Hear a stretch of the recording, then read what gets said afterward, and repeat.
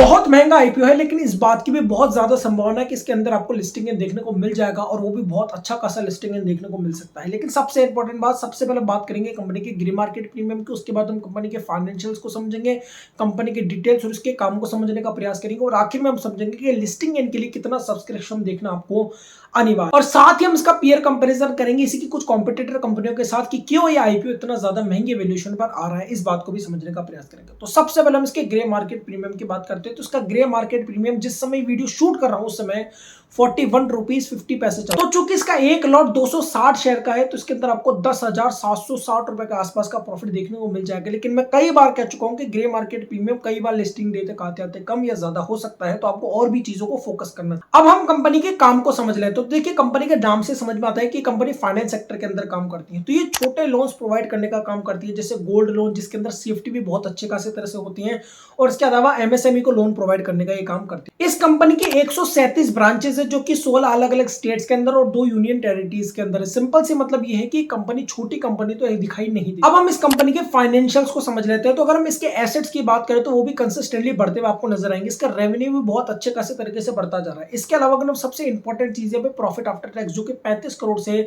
लगभग 150 करोड़ के आसपास पहुंच चुका है। तो ये भी बहुत अच्छी तेजी से बढ़ता हुआ आपको दिखाई दे। इसके अलावा इस कंपनी की नेटवर्थ भी काफी अच्छी खासी आपको दिखाई दे रही है। लेकिन यहाँ पर आपको एक और चीज जो है वो बढ़ती हुई दिखाई दे रही होगी, वो है बोरोविंग्स। तो चूंकि देखिए फाइनेंस सेक्टर के अंदर काम करती है, जिसमें लोन देना और बहुत सारी चीजें होती है, तो उसके अंदर बोरोविंग्स तो होगी ही इस तरह के कंपनी के अंदर। लेकिन फिर भी अगर ये कंपनी धीरे धीरे अपने बोरोविंग्स को कम करती है, तो लॉन्ग टर्म के लिए जो इसे खरीदेंगे उनके लिए बहुत ही ज्यादा अच्छा होगा इसका फाइनेंशियल्स को समझ। तो अब हम इसका पीयर कंपैरिजन कर लेते हैं एयू स्मॉल फाइनेंस बैंक के अलावा और इसके अलावा आवास फाइनेंस के द्वारा। तो अगर आप देखेंगे इसका पी कंपैरिजन करने पर हमें ये समझ में आता है कि ये दोनों ही तरह से वैल्यूएशन बहुत ज्यादा मांग रही है, क्योंकि इसका रेवेन्यू अगर आप देखेंगे तो वो एयू स्मॉल फाइनेंस बैंक और आवास फाइनेंस से बहुत कम दिखाई दे रहा है। तो इतना कम रेवेन्यू होने के बावजूद भी ये एयू स्मॉल फाइनेंस बैंक के बराबर की वैल्यूएशन मांगने का प्रयास करे। तो यहाँ पर आपको ये समझ में आता है कि ये कंपनी ओवर वैल्यूएशन पर अपने आईपीओ को लेकर आ रहा है। अब आप मुझे पूछेंगे इसके पीछे का रीजन क्या है। देखिए, जब भी मार्केट तेजी के अंदर होता है, बुल मार्केट चल रहा होता है, उस समय ज्यादातर कंपनीज कोशिश यही करती है कि वो ज्यादा से ज्यादा वैल्यूएशन पर आईपीओ लेकर आए, जाके उनको ज्यादा से ज्यादा मुनाफा दिख रहा है। तो जो भी व्यक्ति इस कंपनी में लॉन्ग टर्म इन्वेस्टमेंट करने की सोच रहा है, उसको इस पॉइंट को अच्छे से चेक करने के बाद ही इसके अंदर इन्वेस्टमेंट करने की सोचनी चाहिए लॉन्ग टर्म के अकॉर्डिंग। क्योंकि अगर ये आईपीओ जिसका प्राइस बैंड 57 रुपीज है, अगर 45 रुपीज के अंदर अंदर होता तो ये और भी अट्रैक्टिव वैल्यूएशन आपको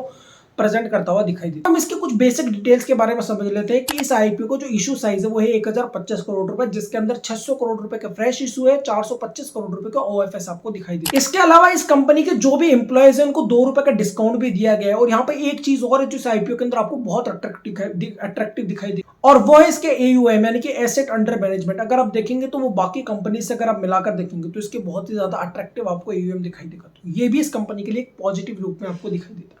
तो इस कंपनी का बस एक नेगेटिव पॉइंट सबसे बड़ा निकलकर यही आता है कि कंपनी ओवर वैल्यूएशन पर इस आईपीओ को लेकर आने का प्रयास कर। अब यहां पर बात कर लेते हैं कि इसके लिस्टिंग एंड की, इसके लिस्टिंग एंड के लिए आपको क्या देखना है। लिस्टिंग एंड के लिए आपको देखना है इसका सब्सक्रिप्शन की जो हाइप इसकी ग्रे मार्केट प्रीमियम के अंदर बनी हुई है, क्या वो हमें दिखाई भी दे रही है या नहीं दिखाई दे रही। तो अगर इसका सब्सक्रिप्शन 6 तारीख को जो आखिरी डाटा निकल कर आएगा, तो 6 तारीख को अगर इसका सब्सक्रिप्शन जो है वो 4 गुना तो ओवर सब्सक्राइब हो जाता है, तो इस आईपीओ के अंदर आपको बहुत अच्छा लिस्टिंग एंड देखने के मिलने की संभावना बहुत ज्यादा बढ़ जाए। तो ये वीडियो आपको कैसा लगा मुझे कमेंट करके जरूर बताएगा। आईपीओ स्टॉक मार्केट से जुड़ी हुई ऐसी वीडियोस और देखने के लिए चैनल को सब्सक्राइब जरूर कीजिए।